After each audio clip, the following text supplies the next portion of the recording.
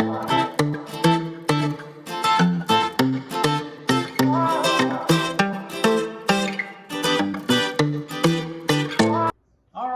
is Foodie Dean, and today we have another special adventure for you. And today what we have is a beautiful prime tomahawk chopped ribeye. So it's an entire bone-in ribeye, and this is definitely going to go ahead and be a treat. I'm going to circle it around here so you guys can go ahead and see it. And I do apologize that I did not have a cutting board big enough for this thing, but obviously, as you can see, this thing is about 2.25 inches thick. So it's definitely a very, very big steak, nice marbling, nice flavor.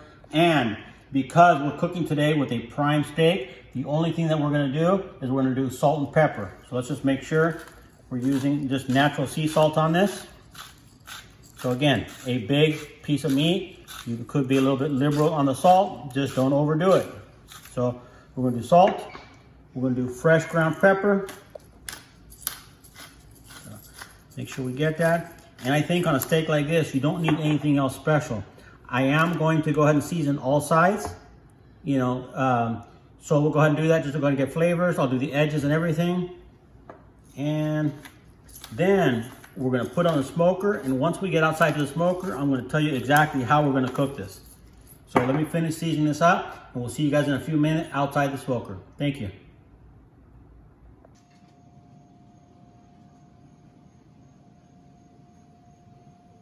All right, so now we're out here at the smoker, and we're gonna go ahead and put this beautiful piece of beef up onto the smoker. So go ahead and go over here, and I'm gonna set this here up onto the top rack of the smoker. Again, beautiful piece of meat.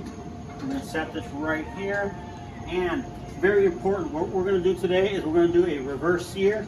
So we set the smoker at about 250, 225. We're just trying to get flavor into the meat, and then at the end, I'm going to show you how we're going to do the reverse sear, just to go ahead and give it the color, the presentation, and the caramelization. Now, you may ask why I do a reverse sear, and the reason why is once you sear the steak, you're not going to get flavor into it. So at this stage, I want to get the smoke flavor, everything into it, and then later at the end, we're going to get the caramelization. And I guarantee you, you're going to like it, and you're never going to want to do another ribeye the other way around. Now, very important, we're going to monitor the temperature. So I'm going to put the temperature probe right here, pretty much as I can into the middle of the steak.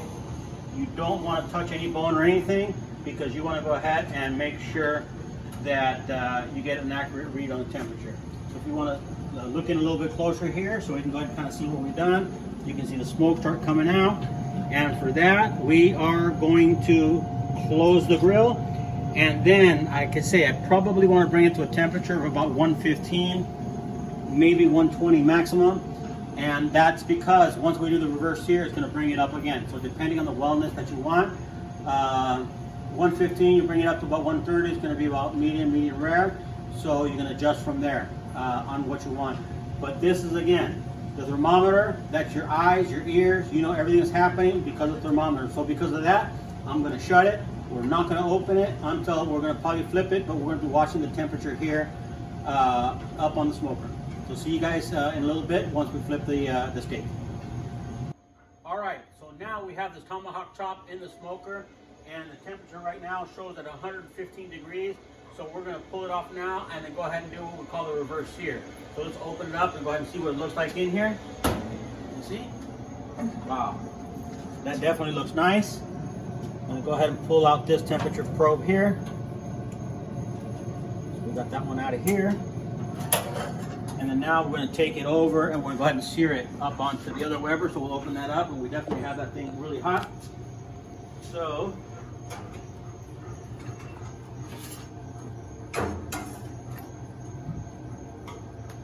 here we go. Definitely a thing of beauty. So we're going to go ahead and set it here. Go ahead and make sure it's got a good contact with the grill grates. And we'll close the lid. And we're going to set the timer for 3 minutes. 5-degree rotation here to get our grill marked, and we're going to move it to the other side. So,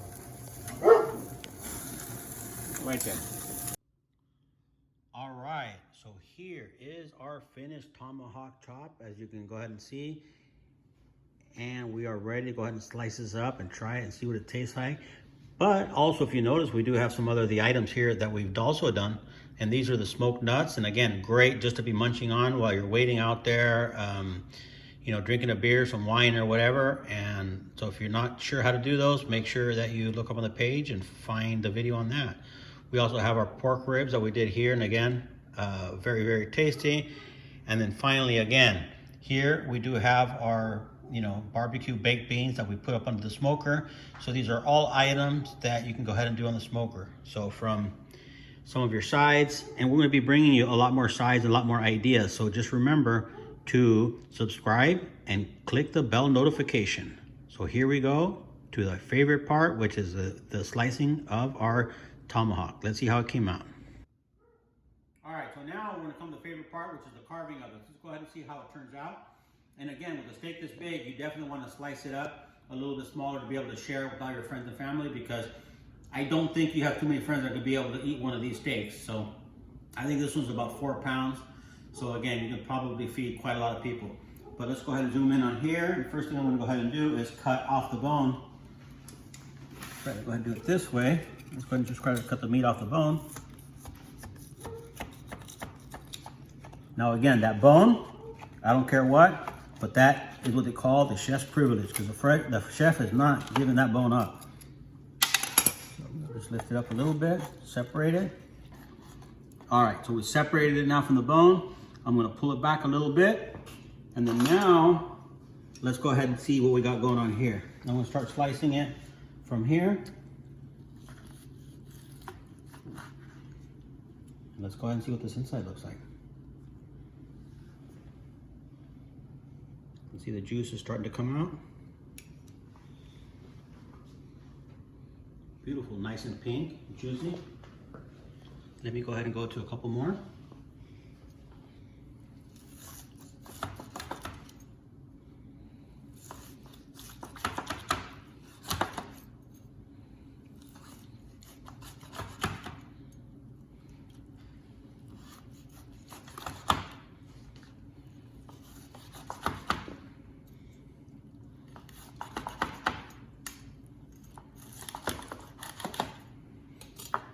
And then for presentation, I like to kind of put it all back together,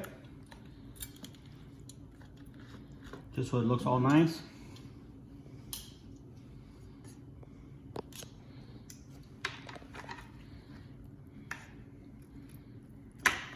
Okay, and there you go. We are ready now to have dinner.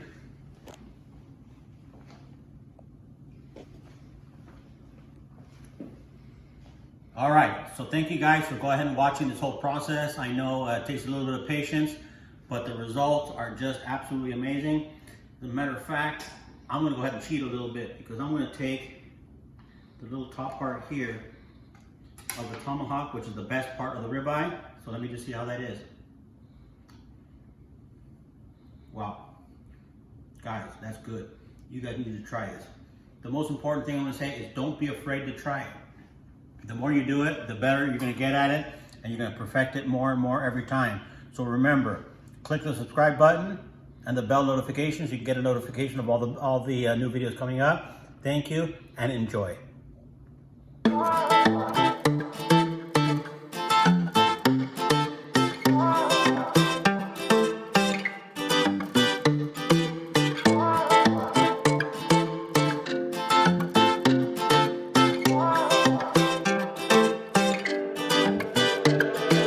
Quiero yo hacerte el amor, nena.